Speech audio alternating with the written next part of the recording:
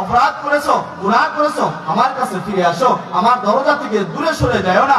লা তাকনাতু মির রাহমাতিল্লাহ, আমার দয়া থেকে দূরে সরে যাও না, কারণ আমি রব তো হলাম এমন রব, ইন্নাল্লাহা গফুরুর রহিম। হে বান্দা, গুনাহ করেছো, মাফ চাও, ইন্নাল্লাহা গফুরুর রহিম, নিশ্চয় আমি রব তোমার জিন্দেগীর तमाम গুনাহগুলোকে মাফ করে দেব। সুবহানাল্লাহ।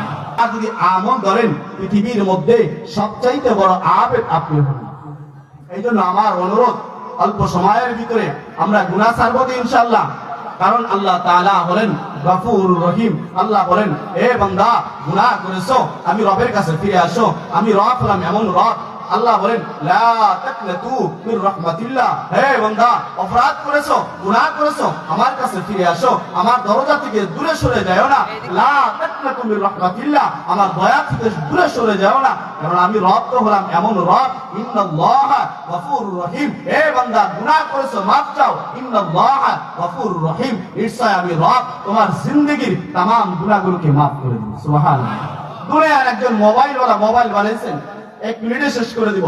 একজন মোবাইলওয়ালা মোবাইল বানাইছেন, এর ভিতরে যদি সমস্ত ভাইরাসগুলো যদি এক টিভিতে চাপে যদি সমস্ত ভাইরাসগুলো যদি ডিলিট করা যায়, আমার রব বলেন, এই দুনিয়ার ভিতরে মানুষকে মেধা দিয়েছে আমি, মেধার কারণে বান্দা মোবাইল তৈরি করছেন, বিভিন্ন ইলেকট্রনিক জিনিস সৃষ্টি করেছেন।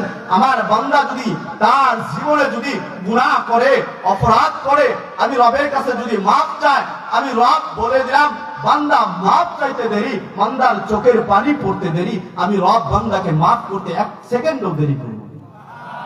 এই জন্য ভাই, চলে আসেন, রবের দরবারে ফিরে আসেন, আল্লাহর কাছে মাফ চান। পরকালের দিকে আমাদের যেতে হবে, আল্লাহর কাছে মাফ চান।